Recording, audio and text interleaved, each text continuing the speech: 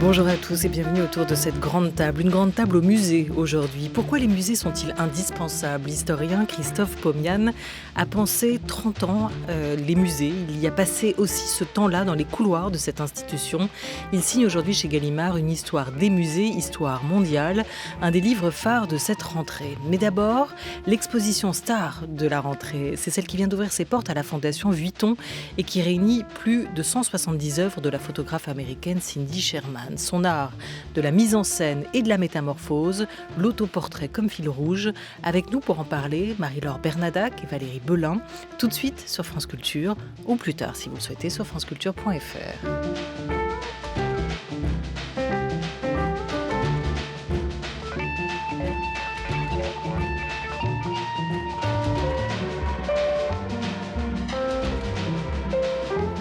La grande table. Olivia Gesbert. Je crois que les films sont ma plus grande source d'inspiration. Et la plupart de mes films préférés sont des films d'horreur.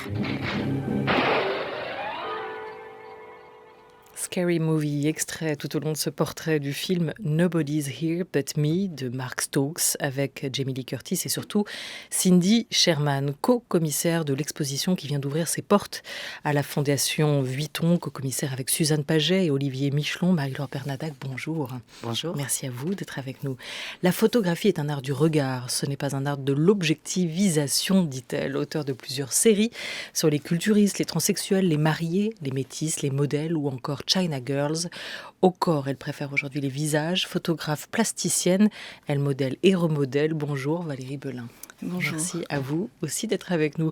Une question sur le masque, sur ce masque qui nous barre le visage et nous occupe aussi en ce moment, Valérie Belin. En quoi ce masque-là, chirurgical, en tissu, diffère-t-il des autres masques sur lesquels vous avez travaillé comme artiste ? C'est un masque qui masque vraiment cette fois-ci, c'est-à-dire qu'il ne révèle pas grand-chose. Et donc il est beaucoup moins intéressant que les masques que l'on peut photographier, et notamment ceux que Cindy Sherman a pu fabriquer avec son visage.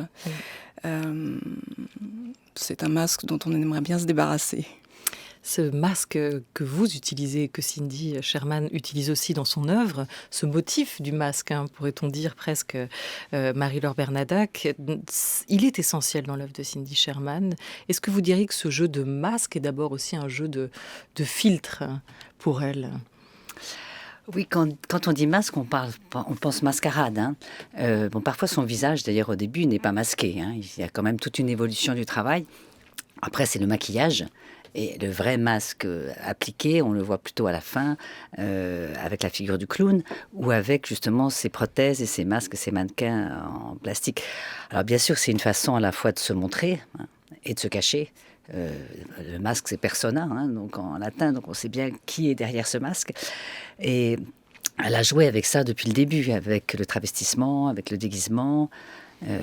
Évidemment, c'est assez curieux qu'on soit en pleine période de masque.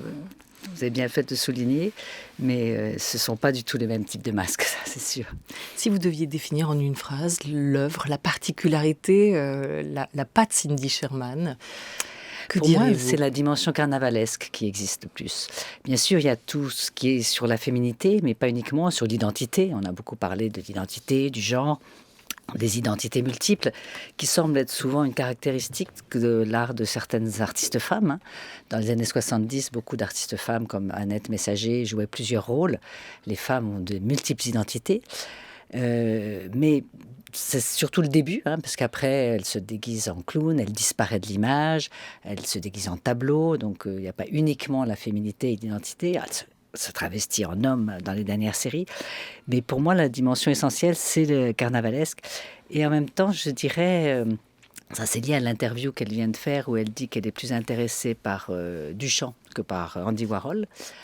Et en pensant à Duchamp, on se dit qu'il y a une sorte de machine célibataire chez elle. C'est qu'elle fait tout toute seule. Elle s'expose. Il y a quelque chose de très intime, sans les dire, à la fois se montrer, se cacher, se mettre dans des positions terribles. Elle fait tout toute seule, ça on le sait, dans l'atelier, le maquillage, les perruques, etc. Donc c'est un exercice très intime de se regarder dans le miroir, quelque chose qu'on fait jeune, hein, l'effet du miroir, on a tous été fascinés par cet effet du miroir. Et avec cette chose très simple, elle arrive à en faire un art à l'infini. Parce que ce qui est intéressant aussi, c'est qu'il y a une multitude, il y a la multiplicité des identités, il y a la multiplicité des photos. Comme vous le savez, il n'y a pas de titre sur les photos, hein, elles sont juste numérotées. Donc c'est je me compte de 1 à 500, 600, on a l'impression que c'est quelque chose qui est sans fin. Donc voilà, quand je parle de la dimension carnavalesque, je la mets aussi en relation avec Paul McCarthy, avec Michael Hay, des artistes américains qu'elle aime beaucoup, qui sont très critiques sur la société américaine, parce qu'il y a évidemment un regard ironique, cruel, critique sur une sorte de portrait de la société américaine. Et la figure du clown, bien sûr, nous invite à avoir cette dimension du grotesque, du mettre le monde à l'envers, de transgresser les règles. Le travestissement, se travestir, c'est moins se cacher que révéler quelque chose de soi. Valérie Belin, vous avez aussi beaucoup travaillé sur ces notions-là, cette question de la vérité dans ou au sujet de la photo, la question du visage, de cet espace, ce qu'il offre, sa singularité, ce qu'il dit de nous aussi en termes d'identité.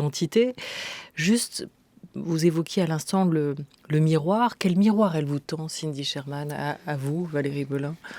Je trouve que Cindy Sherman, elle me tend le miroir d'une quête qui pourrait être une quête que l'on mène toutes les deux, qui est la quête du beau, en fait. Parce que je trouve que dans toutes ces séries que Cindy Sherman a faites depuis le début de sa carrière, on sent qu'elle recherche, ou en tous les cas qu'elle évoque le beau. Et il y a ce phénomène très étrange dans son travail qu'elle le décale vers le laid, mais c'est jamais laid en même temps, hein. C'est très subtil son travail. Et il y a comme une espèce comme ça de défiguration du beau. Pourquoi ? Parce que on voit, quand on regarde un tirage de Cindy Sherman, surtout dans les derniers, enfin à partir des années 2000, on pourrait dire ça, on voit la matérialité de la fabrication de l'image, c'est-à-dire qu'on voit le maquillage de manière extrêmement précise. On voit comment c'est fait, et donc on voit le faux, on voit la parodie qui apparaît à travers cette fabrication de l'image. C'est quelqu'un qui est fasciné par l'image avant même d'être fasciné par le masque ou le stéréotype. Je pense que c'est quelqu'un qui est fasciné par l'image. La question du bizarre, cet art du décalage dans la représentation, on écoute Cindy Sherman.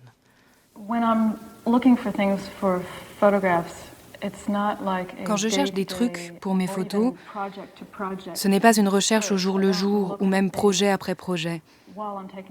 Je ne cherche pas des choses pendant que je prends les photos. En fait, je garde les yeux ouverts à tout ce qui peut potentiellement être bizarre. Je suis toujours anxieuse à l'idée de me moquer de l'aspect sérieux de l'imagerie et que ce ne soit pas lu comme quelque chose de vraiment terrifiant. Je ne veux pas que les gens se disent « Oh mon Dieu, elle montre vraiment des cadavres ». Je ne m'intéresse pas à ce type de choc.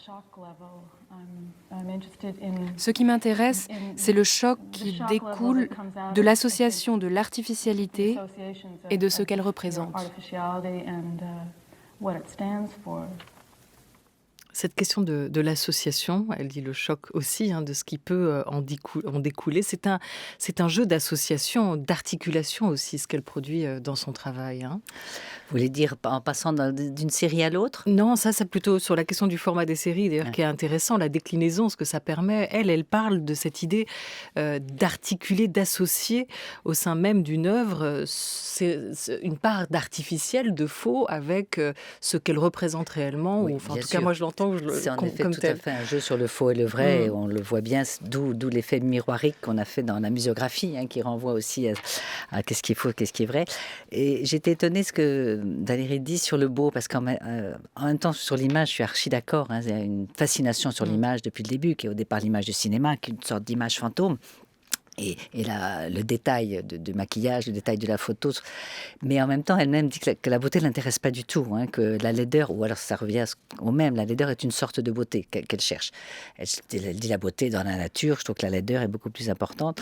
Donc en effet, il y a cette fabrication, on le voit bien dans la série des mannequins, je crois, des mannequins qui sont des prothèses en fait, qui sont des prothèses médicales avec lesquelles elle recrée des scènes érotiques et quasiment pornographiques, mais il se trouve que ce sont des mannequins.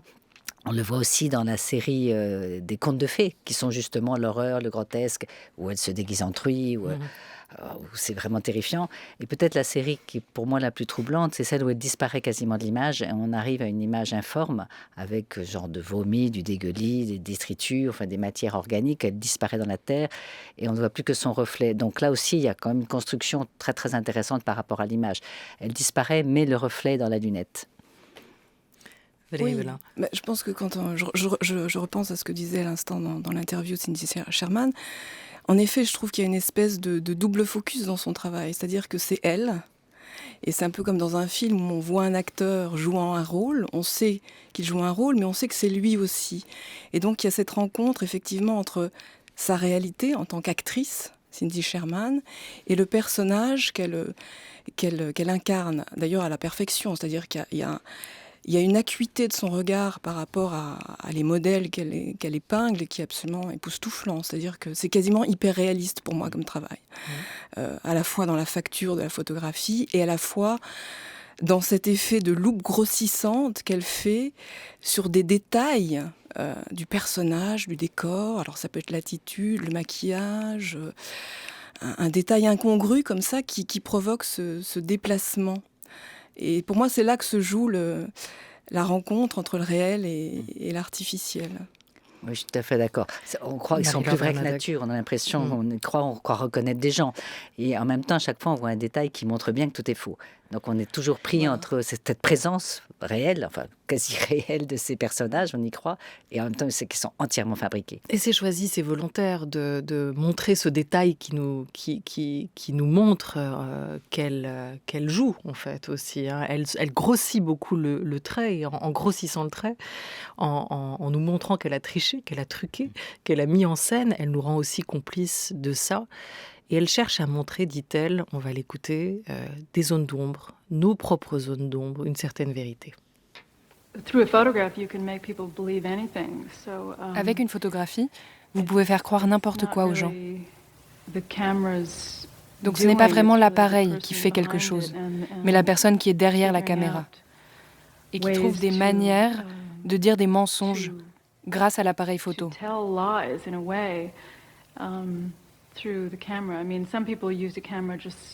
Il y en a qui l'utilisent de manière littérale et documentent exactement ce qu'ils voient. Mais moi, je pense qu'il est plus intéressant de montrer ce que peut-être on ne verra jamais. Il s'agit de montrer ce qu'il y a dans l'imagination de quelqu'un.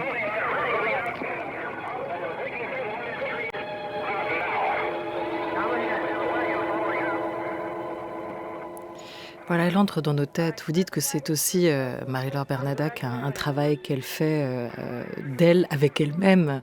Mais il y a aussi cette capacité à réveiller, à interroger le spectateur, le regardeur, cet effet miroir qu'on évoquait avec Valérie Belin. Quelle place elle lui donne au spectateur dans son œuvre? Quelle liberté d'interprétation?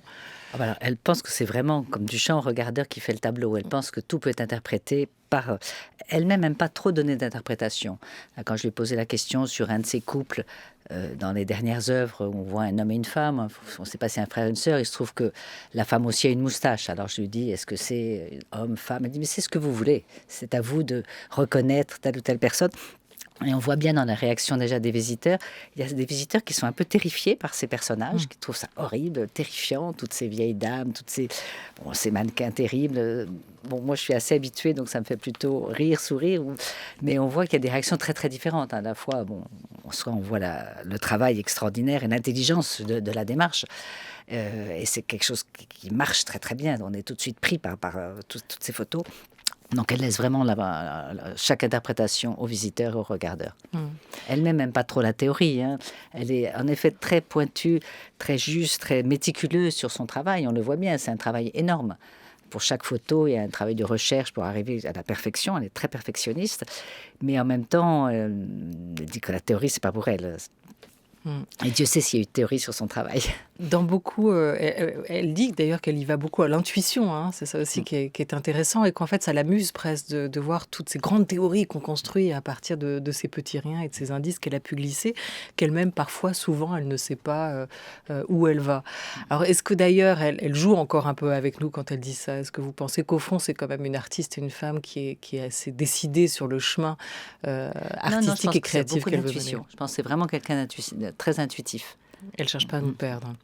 Dans cette série qu'on peut voir dans le très beau catalogue qui réunit une grande partie des œuvres, et notamment présentées à la Fondation Vuitton de Cindy Sherman, dans cette série de portraits historiques, elle joue aussi, Cindy Sherman, Valérie Belin, avec ce brouillage des frontières entre la photographie et la peinture. Dans vos Painted Ladies, qu'on avait pu voir à Arles, aux rencontres de la photographie aussi, vous interrogiez le statut de ces deux médiums artistiques, hein, cette frontière qui est finalement assez floue entre le réel que la photographie transmet et la peinture que l'on peut faire sur nos visages. Qu'est-ce qu'elle fait pour vous, Cindy Sherman, à la photographie, à cet art-là, à ce média-là? Je pense que Cindy Sherman, en tous les cas, je parle en mon nom évidemment. Pour moi, être un peintre ou un photographe, c'est exactement le même métier. Et quand on regarde le travail de Cindy Sherman, je pense que ça saute aux yeux, parce qu'elle a une espèce d'artisanat il y a une dimension artisanale dans son travail, parce qu'elle a une telle attention, encore une fois, au choix qu'elle fait des accessoires, de tout ce qui va faire l'image. Et en plus, il y a cette dimension d'abstraction, une recherche d'abstraction dans son travail. C'est-à-dire que c'est, effectivement, comme elle le dit, c'est pas un travail qui documente quoi que ce soit, c'est une recherche d'abstraction dans la photographie. Et ce qui est intéressant de noter, c'est que la série contribue aussi à ça. Donc pour moi, c'est, comment vous dire, elle est issue effectivement des suites de l'art conceptuel, mais l'art conceptuel utilisait la photographie en tant qu'enregistrement ou vérification d'une théorie, alors que elle, son objet, c'est l'image, donc c'est la peinture. Donc pour moi, Cindy Sherman est une peintre, au même titre que quand j'ai fait les Painted Ladies. Pour moi, il n'y avait pas de différence entre peindre une toile vierge, qui était donc ces visages de jeunes filles, et ce que fait Cindy Sherman en peignant son visage, en le maquillant, en le transformant, pour atteindre effectivement des zones qui sont de l'ordre peut-être de l'évocation, du souvenir, de l'émotion en tous les cas. Oui. La photographie, la peinture, sur ce mélange des frontières, Marie-Laure Bernadac. Oui, ça, c'est quelque chose qui est apparu dans les années 70. Beaucoup de femmes se sont emparées de la photographie, parce que d'une certaine façon, c'était un art moins noble que la peinture. Elle-même, dans ses premières études d'art, avait fait de la peinture qu'elle a très vite abandonnée, en pensant que la photographie, c'était un médium plus facile. Et ça me rappelle une exposition qui avait lieu il y a longtemps à l'Arc, ils se disent peintres, ils se disent photographes, et qui était le début de tout un mode de photographie qui n'était pas de la belle photographie au sens argentique comme les photographes, qui était plutôt une photographie d'artiste. Et donc c'était un médium comme un autre qu'on pouvait utiliser. Et bien sûr, dans ses compositions, le choix des couleurs, de l'éclairage et du maquillage. De toute façon, le maquillage, c'est une forme de peinture sur une sculpture de chair, on peut dire. Donc il y a ce rapport à la peinture. Merci. On va couper les portables, il y en a un quelque part qui a sonné, même si ça fait une jolie petite musique. On va en passer une autre, labellisée cette fois. On écoute tout de suite la femme. France Culture, la grande table, Olivia Gesbert.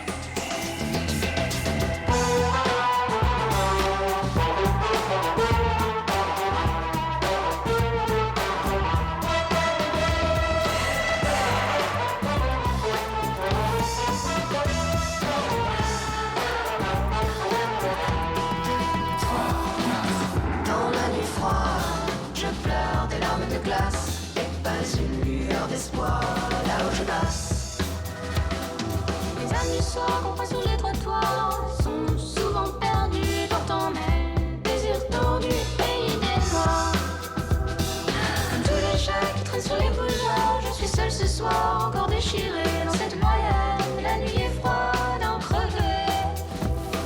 Apparemment j'ai mal, je crois que je suis blessée. Sur le bord de la route, on m'a laissé traîner. La nuit est sale et ma tête est en pleurs sur le pavé.